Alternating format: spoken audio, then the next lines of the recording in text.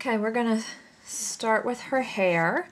We've already colored her dress. Again, remembering that my light source is coming from the left today.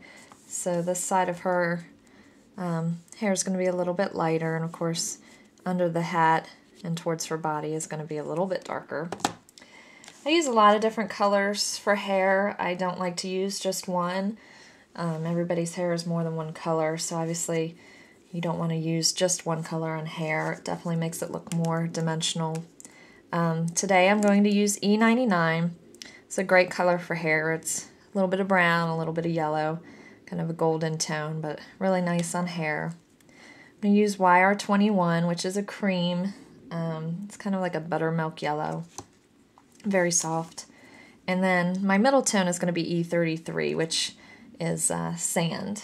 And I like to use these three colors together. Sometimes I'll add a darker, like E25, but today I'm going to work with these. So I'm going to start with my E99, and again, this part of her hair is going to be the lightest, and under her hat, obviously, is going to be shadowed some. So we're going to make that darker, closer to her scalp, and I'm just using my brush end to lay down some color.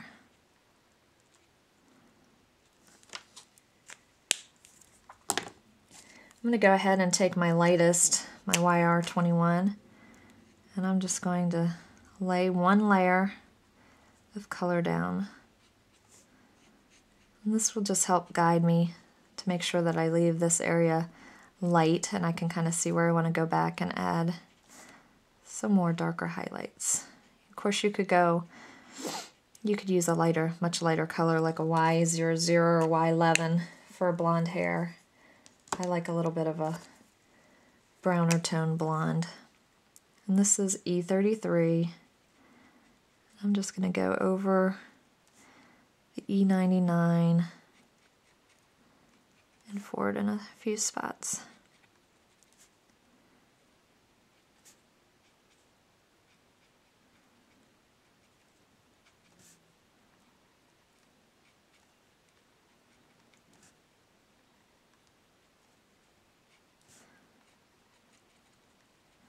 And I really want under her hat shadowed more, so I'm going to make that a little bit darker. And then I'm going to take my YR21 and I'm going to blend,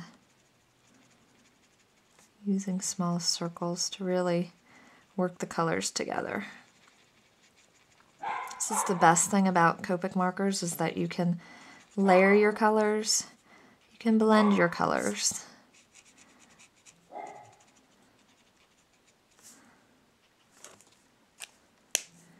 I'm going to go back with my darkest again, because I feel that it needs a little bit of a darker tone in a few spots.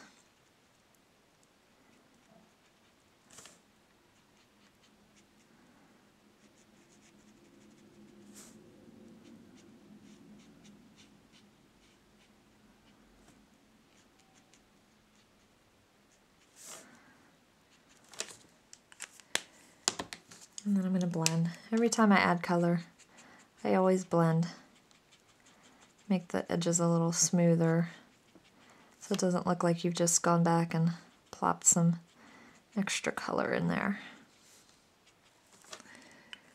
And you can really see where her hair is a little bit shadowed, especially where the light is coming down and hitting here. And you want to be consistent with that. You obviously wouldn't want this part of her hair to be light and this to be super dark. Not that you couldn't do that, but obviously it's not going to look quite as consistent with your lighting and shadows. And that's how I would do hair with those particular colors. And next we'll move on to how I do skin.